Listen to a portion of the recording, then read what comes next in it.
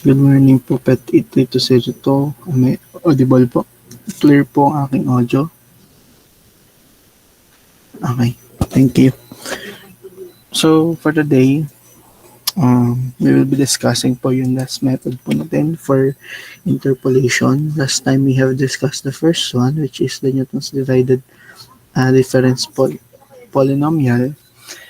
And for today, we will be discussing the last, which is the Lagrange polynomial interpolation method. So, let me just share my screen for a while.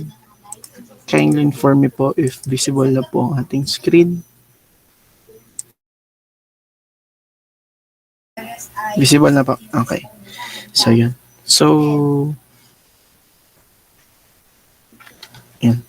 For today, we'll be discussing Lagrange polynomial iteration method. And for this case, as you can see, yung just like the Newton's divided difference, somehow, yung general formula po niya is somehow medyo ano siya sa mata or hindi. Kumbaga, initially you can comprehend it since meron po siyang mga symbols that is siguro unfamiliar sa inyo so pero ito namang isang symbol yung nasa unahan is I think you're familiar with this one is the sigma, which denotes a summation of a particular function. So as you can see, we have f sub of n of x is equal to the summation ng product ng L sub I of x and the f of x sub I, wherein yung I po natin runs from 0 to n. Wherein ito pong L sub I of x has a particular value at which ito po ay denoted as this one. This symbol here is the uppercase pi, which is commonly known as P, as in PEE, yung spelling niya. So, uppercase pi of the difference of x and x sub j all over the difference of x sub I and x sub j. At which ito pong uppercase pi, this indicates kung ito ay sum or summation, this one is more of sa product So ang tendency dyan is sa pagtaas ng value ng n, there would be more multiplicand for that. So it's later mas maintindihan niyo siya once we have discussion. So yung atin pong I and j must not be equal kasi if that's the case, yung atin pong denominator, if it is x, if the value of xi and xj are equal, meaning it will give us a difference of 0. And a difference of 0 for the denominator will give us an undefined value. So it's not possible for that case wherein yung atin pong j also is running from 0 to n. So para mas maintindihan niyo yung notation na yan, I have here the general formula for each cases, at which yung first case po natin is the first degree, and this first degree is considered po as our linear interpolation, meaning if we have two given sets of x and y's, so linear po yung ating magiging interpolation for that.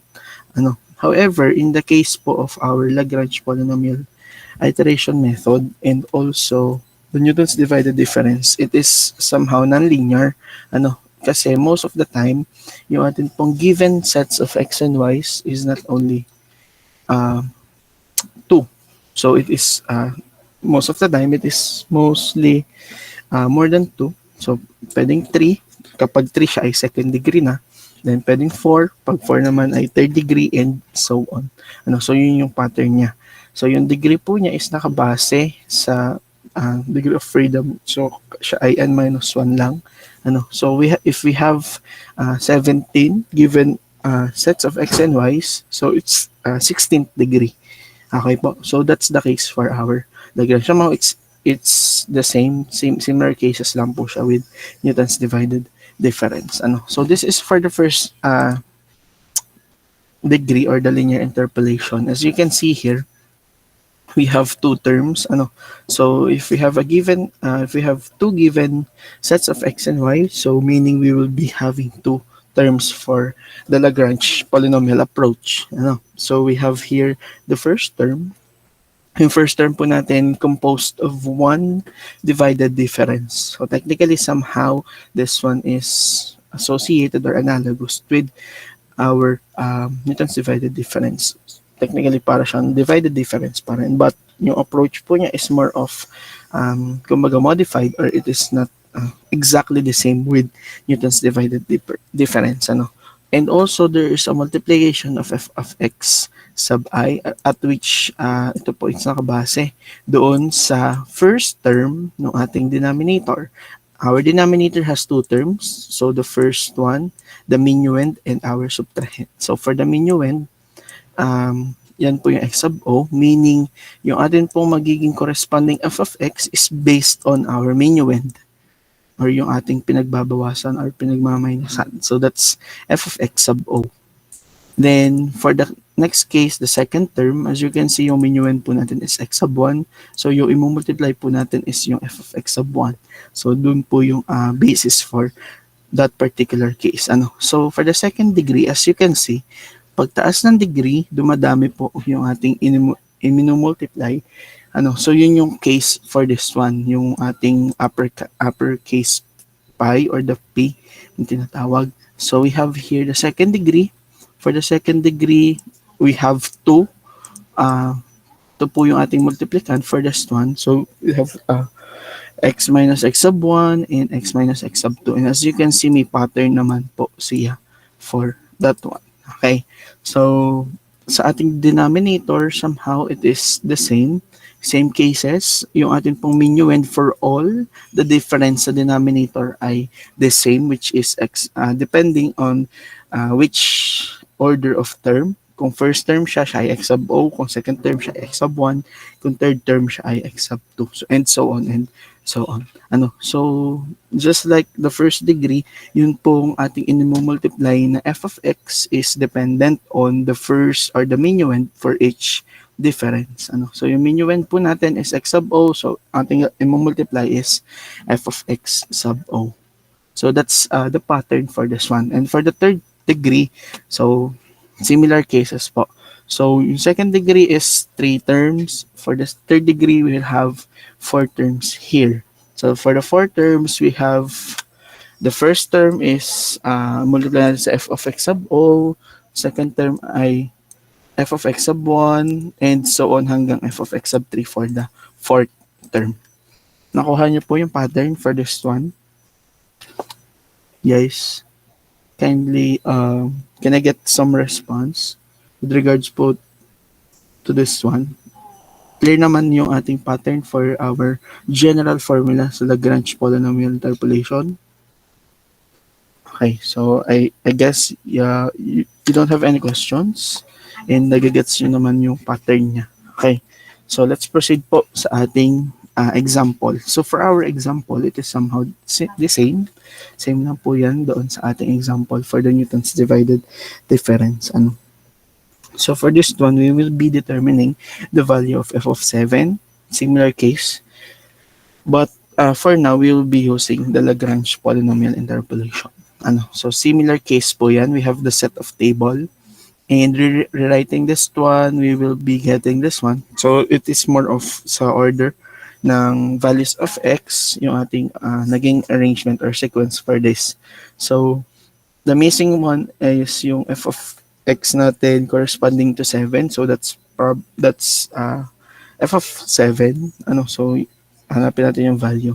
And if you could remember, just a recap doon sa ating Newton's divided difference, yung nakuha po nating value is negative 25.019044762. Ano, and it's fortunately for Lagrange polynomial interpolation method, we can get the same result from the Newton's divided difference. Ano, so we are expected to get the same value. Okay, so later we'll be verifying the value itself. Ano, so going back dito sa ating given, so we have already the values. So yung next step para hindi tayo malito kasi there somehow it is applicable naman dito sa ating Newton's divided difference since we are kumbaga distinctive po yung ating mga subscripts for each x. Ano, so medyo maano siya. Nakakalito if hindi po natin lalagyan ng label. But for this case, sa Lagrange, I have put another column for x sub n, uh, putting the label for each value of x. So yung ating 1 po will serve as our x sub o, 5 is x sub 1, x sub 2 po natin is 8, and x sub 3 is 10. And yung corresponding f of x po niya is dependent on our subscript din nitong ating x sub n. Okay? So ito is more of f of x sub n, f of x sub 0, f of x sub 1, up until f of x sub 3. Then, knowing that this one has four sets of x and y's, we know that this one is third degree polynomial. So, third degree po siya.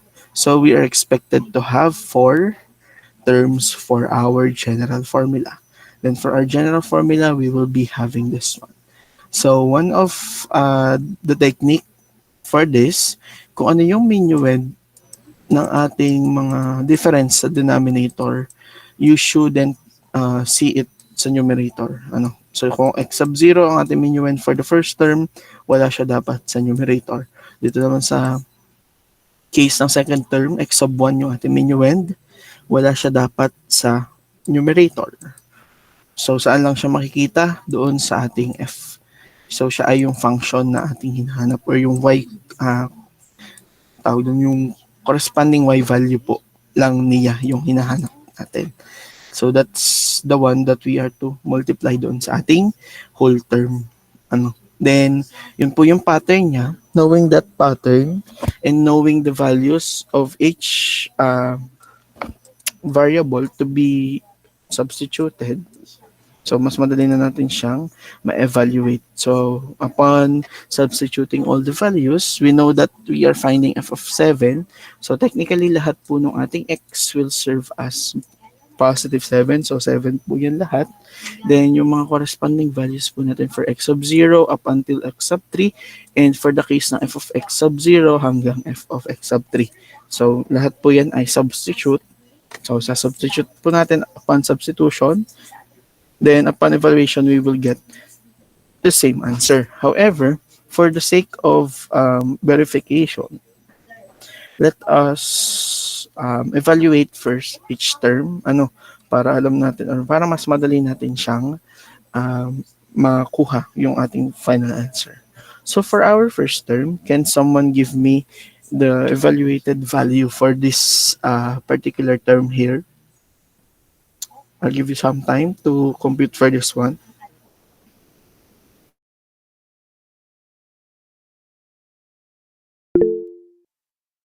Yes, go ahead, Maricar. Negative 1 over 42 po. Are you sure it's negative 1 over 42? Can someone verify if the answer is negative 1 over 42? Negative 2 over 7 po pala, sir. Okay, so siya ay negative 2 over 7. Can someone verify if it is negative 2 over 7? Okay, so na-verify na ng some of your classmates that it is, the value of it is negative 2 over 7. So how about the others? Nakuha din po ba yung negative 2 over 7? Sila lang yung nakakuha, yung mga nag-heart react. Okay, so good. So we have computed negative 2 over 7. How about for the second term po? What would be our evaluated value for this one?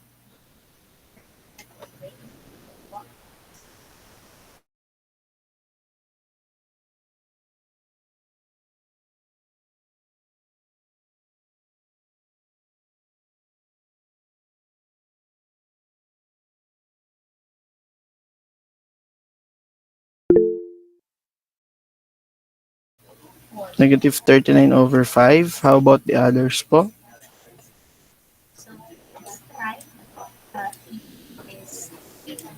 Walang writing pad ngayon. Negative 39 over 5. The same po sa iba. Sure, okay. So negative 39 over 5 daw po yung ating second term. For our third term, can someone evaluate it for me? What would be the value of our third term?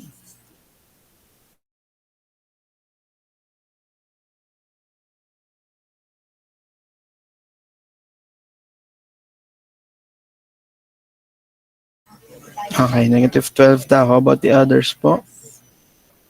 Did you get the same answer po? Okay, negative 12 daw po ang ating third term. How about for our last term? What would be our value?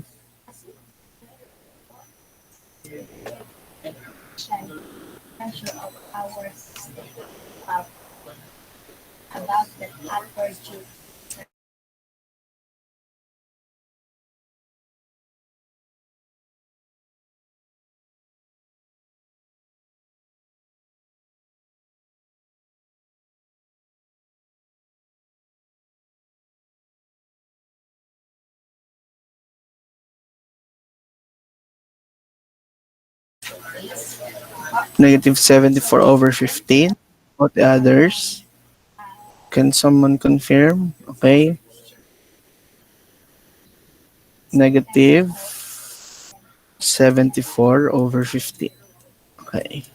So we have already all the values of all the terms. Individually, we have computed or evaluated each value. Then for now, we just need to find the summation of all these values. And upon adding all these values, we will get what particular value. We're expected to get negative 25.01904. However, what is its equivalent in fraction form? Ano po yung equivalent po niya in fraction form? That's possibly negative since negative po yung ating ano.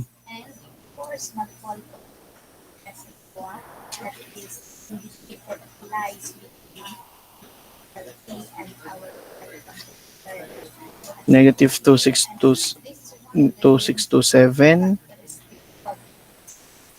2627 over 105. How about yung iba po?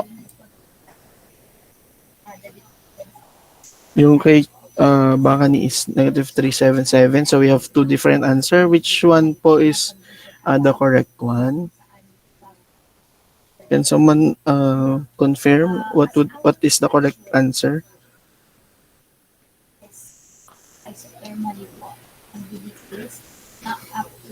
Can you guys verify? Ano po ang ating correct answer for this one?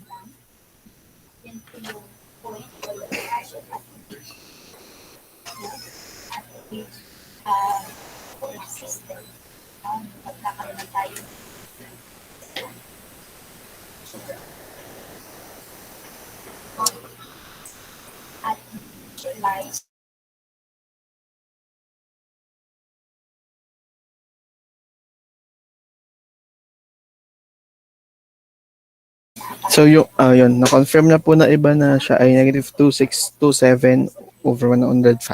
And if I'm not mistaken, its equivalent in decimal form is negative 25.01904762. Am I right po? Similar po yung ating answer for that. Okay, so and if you could remember, yung atin pong naging sagot when we use Newton's divided difference for the same sets of given, we will get the same value which is negative 25 point dito pala lampas na 0.0190472, which is the same or equal po sa ating nakuha using Lagrange interpolation. Nakuha po yun, guys. Nagets po yung sa Lagrange interpolation. So, technically, this interpolation is somehow, madali lang naman siya. So, you just need to know yung pattern niya when we are evaluating or when we are finding or generating the general equation for to be used to compute for our value of f of x. So, yung missing value of f of x. Okay, so in your quiz and in your major exam or the final examination, I won't be giving you the formula or the general formula for this one, since kumbaga madali lang naman yung pattern niya, ano. So mas madali siyang tandaan. Yung magiging challenge niya lang dyan is yung pagtatanda ng pattern, and also during the computation is yung pag-input ng tamang values. Ano, kasi yung mga cases po na nangyayari is mali lang yung input for each values or each variables that are missing.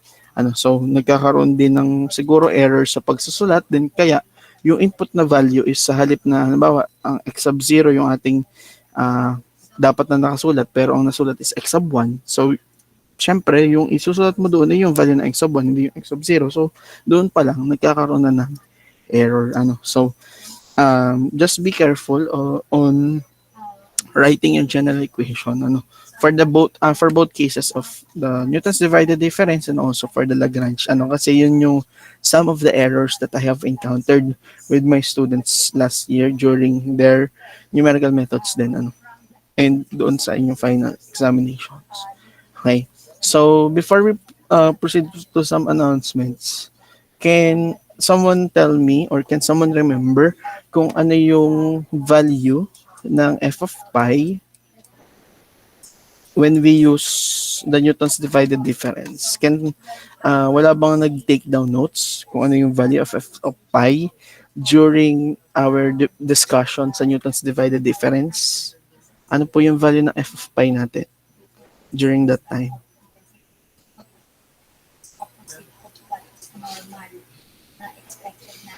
Wala naka-take down notes? 40 plus kayo, wala nakapag-take down ng notes doon sa f of pi when we used yung Newton's divided difference?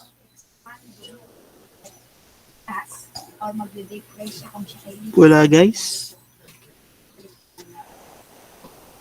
Wala. Okay, so I think walang nakapag-take down notes no f of pi.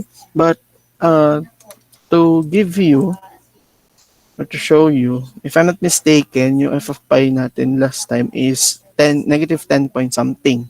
Ano? So ngayon is i-verify natin na siya ay gagamitan naman natin ng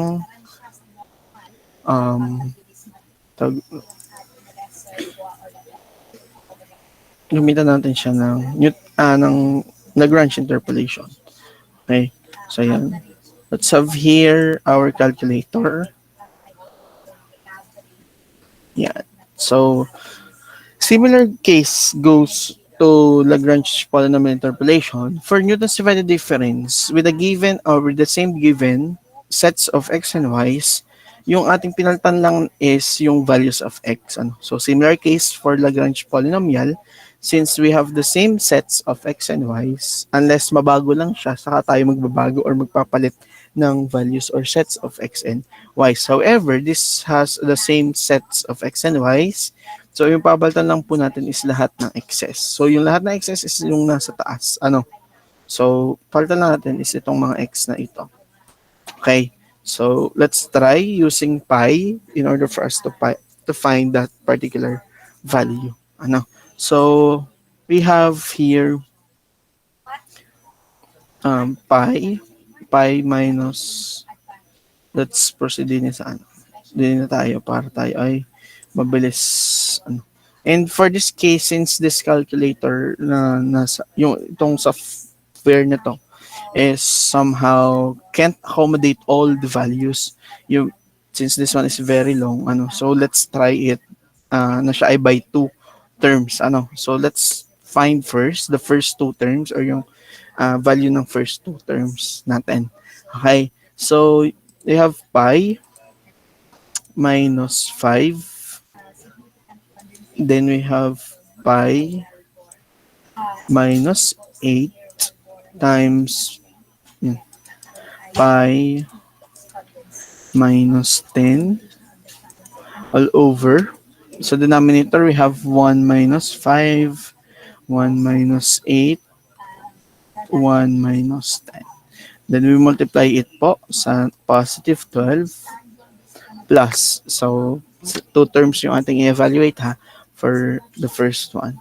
So we have sa taas, we have pi minus 1. We have pi minus 8. Ano ba yan? Wait lang. Pi minus 8.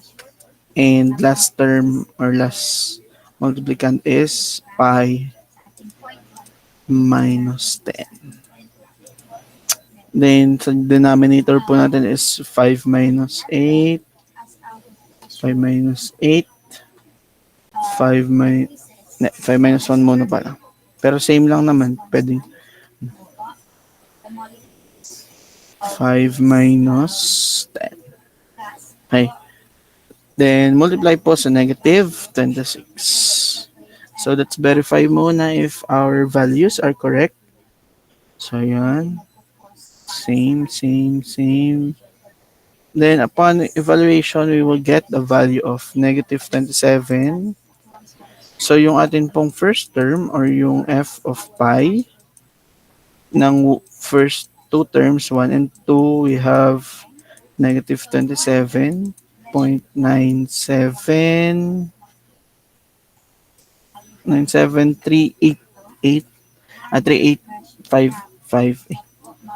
8558. So this is the value of these terms here. Yung first two terms natin. Can someone verify if it is correct, guys? Correct naman ano. So yun. Next, let's try the second terms. Okay, for the second terms, so you just need to change again yung lahat ng 7 or lahat ng x into pi. Okay, so we have pi minus 1 times pi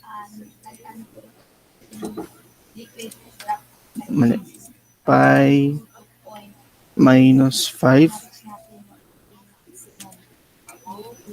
minus 10 all over 8 minus 1 8 minus 5 and lastly 8 minus 10. Then we just need to multiply it to our f of x sub 2, which is negative 14 plus, tama naman yung input natin, no? Let's verify. Tama, okay, 1, 5, 10. Okay, tama naman. Next, for our last term, we have, sa numerator, we have pi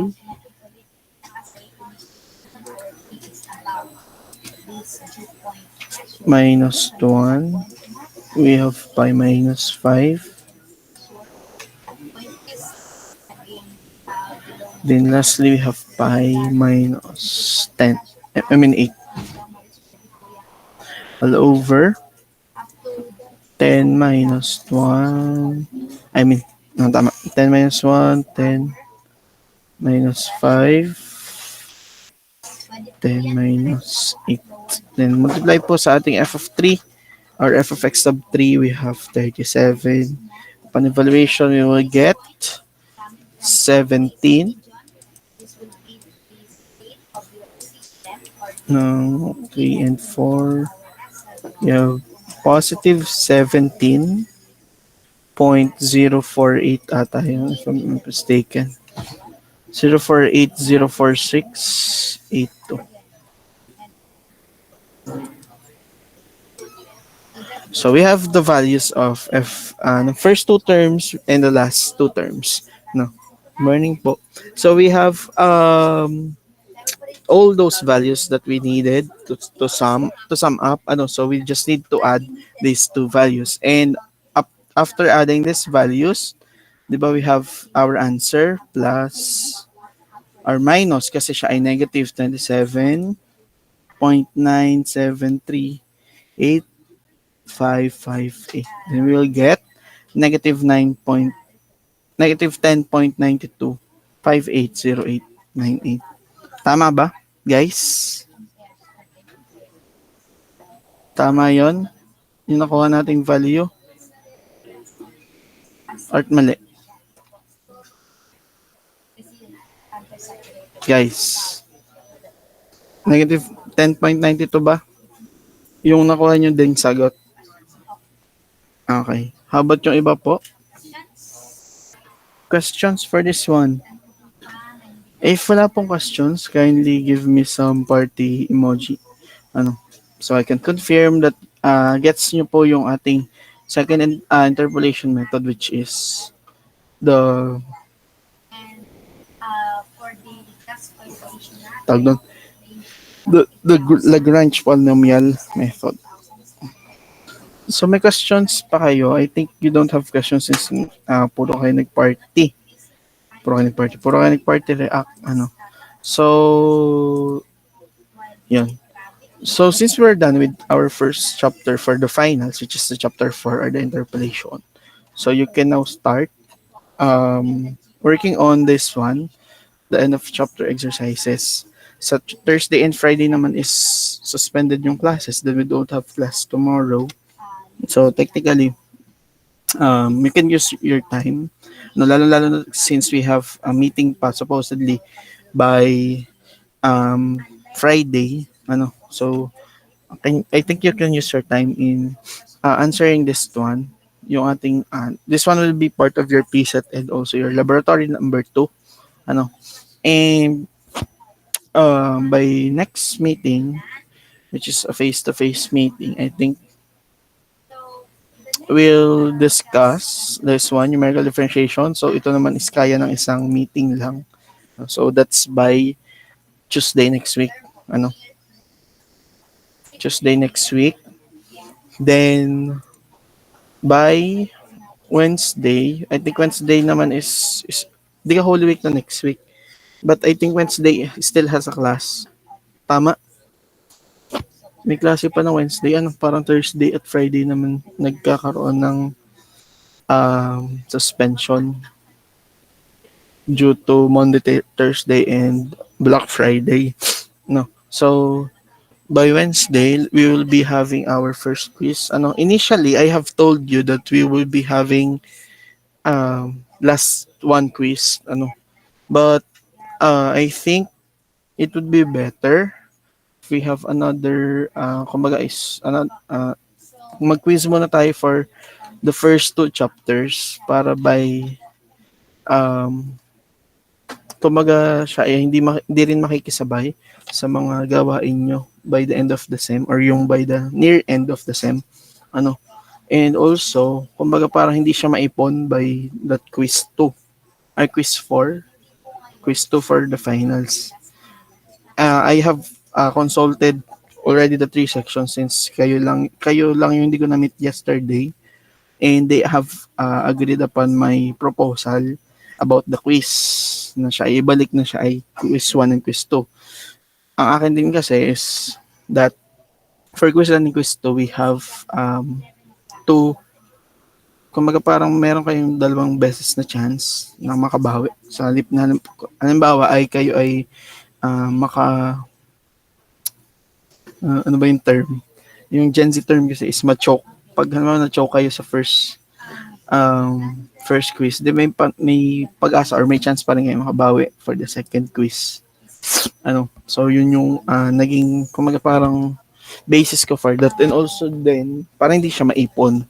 Ano, so madali lang naman yung ating magiging since siya ay interpolation lang and also numerical differentiation. And for this interpolation here, as you can see, application po siya ng ating this one is production engineering, under production engineering din.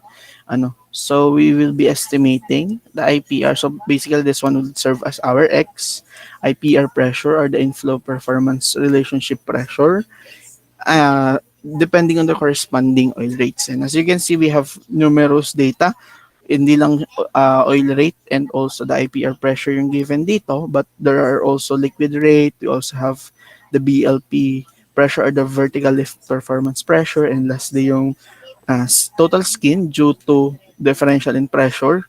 So this data is generated by the Prosper software. So yun yung ginamit namin during our production engineering then last time. So as you can see, it is noted here that you will only use the first 5 data. So technically that is 4th degree. So first 5 data is pertaining to this one here. And meron po tayong hinahanap na values for our specific flow rates. So we are to find yung corresponding IPR pressure po niya. So hindi na kayo magugulat by um, the finals or by the quiz 1 na siya ay more on application na ng topics natin or subjects for petroleum engineering. So siya ay na. So I think doon sa inyong module or sa inyong manual, this one is somehow unclear. Am I right?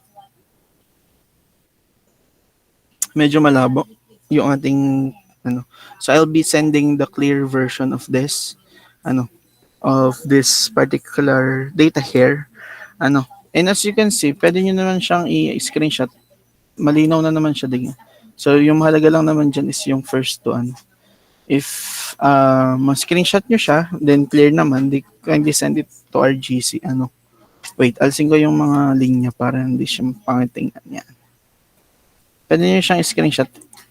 Try nyo na kung siya ay clear, then yun yung isa nyo sa GC natin. Yung first 5 data lang naman po yung mahalaga for this one. So we just need the first 5 rows for our data. And also, oil rate lang and oil rate and the IPR pressure lang yung kailangan natin. So you just need to isolate those values, then exclude po yung hindi kasali. Okay, clear po tayo dun sa ating PSET or so ngayon pa lang is meron na kayong idea dun sa isusulat sa PSET. And also, makapagsulat na din kayo since medyo mahaba-haba yung magiging bakasyon natin. Makapagsulat-sulat na din kayo. And siguro, by next week, di siya quiz to. Then by next week is the last topic. So yung last topic, kaya naman siya ng 2 meetings or 3 meetings or the whole week next week. So by next week, tapos na tayo for our numerical methods and analysis. So by next week, this is 12, 13, 14, 15. So by week 15, di quiz to na. Then, inyo na yung May. Buong May is inyo na for, para hindi rin tayo sabay sa sa karamihan ng mga major, lalo na yung mga major subjects. Kasi diyan yung buti na nga lang ang numerical ay walang final project. So bago mag-end ang May, tayo ay tapos na. So pwede na magkaroon ng grade. Joke lang. Pero kung technically complete na yung ating di siguro if meron mga cases na di ba by May is tapos na. Kung halimbawa kumpiyansa ka sa sarili mo na pasa ka na for numerical, so wala ka ng problema. But for the cases ng doon sa maghihila ng grade, sila lang siguro yung aking siguro by that time makakapag-remove tayo remedial. So yung sa case na yun, since wala pa tayong finals that time, I'll be assuming yung lowest possible na score nyo for finals, then I'll check if kung sino yung mga nanganib doon. So yun, siguro yung kumaga in the case natin is before pa tayo mag-finals, alam na natin kung sino yung mga students that are needed to or yung students na kailangan mag-remedial. So kumaga parang may anticipation na tayo beforehand para hindi na tayo makisabay sa ibang subjects. Nakuha yun, guys. Nakuha, guys. Okay. So, ito namang numerical differentiation, madali lang siya. Kaya na siya ng isang discussion by next week. Or if gusto nyo, ngayon, discuss na natin para next week ay hindi na. Sige, discuss na to. Ngayon, since we still have time. Nandito pala siya aabot sa 40 minutes. So, 1.5 talaga siya. Kaya siya 1.5. May questions pa, guys? So, ito numerical differentiation. Just to give you an idea for the last two chapters, you have numerical differentiation and numerical integration. Ano? So sa halip na tayo ay mag-differentiate at mag-integrate, meron tayong techniques na ginagamit. We have actually it's three techniques. We have the finite differences. Under these finite differences ay yung tatlong subtopics or sub concepts. We have the forward, backward, and the central. So sa halip na tayo ay mag-differentiate in order for us to find the definite derivative of that particular function, meron tayong technique na ginagamit. Somehow it is meron pa ring discrepancy for the true answer or the real value. So kaya kailangan natin kunin yung errors niya. So that's for our first topic or first among those two, yung numerical differentiation. And for the third one, yung numerical integration. So yan, similar case for numerical differentiation. Sa halip na tayo ay mag-integrate ng definite integral, is we will be using techniques or approximation techniques in order for us to find kasi ang application naman ng integral calculus is more of finding the area under a curve, and also for the volume and so on and so on. But for this case, you'll be as applying it sa finding area of a particular curve. We will be discussing three: the trapezoidal rule and the two Simpsons rule. So Simpsons rule 3/8 and 1/3. So madali lang naman siya.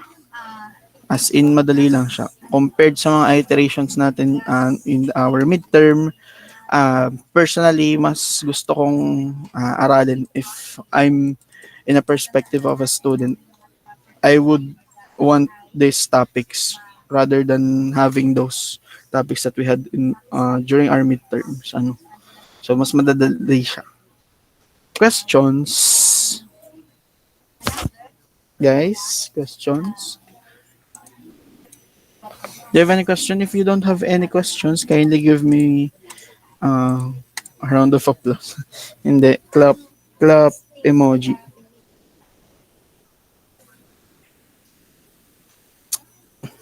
Sure, clear po yung ating discussion for today with regards sa interpolation. Sure, ha? So, yun. So, if you don't have any more questions, so I think that would be all for today. Let's call it a day, and thank you po for attending our class. See you next week for our discussion.